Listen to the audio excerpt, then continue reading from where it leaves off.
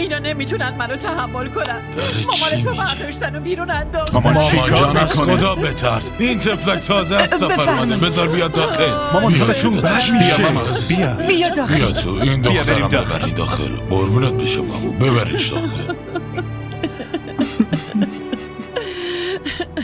بس کنید مامان. چرا داری خودتو هلاک میکنی؟ اینم به گریه انداختی. ببین مامان حالتون بد میشه. گریه نکن مامان، بسه. داداش کاملا درست میگه. در ضمن من الان اومدم.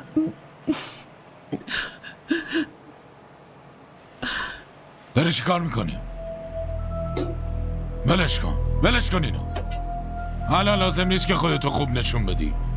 این اتفاقی که افتاد همش به خاطر توه.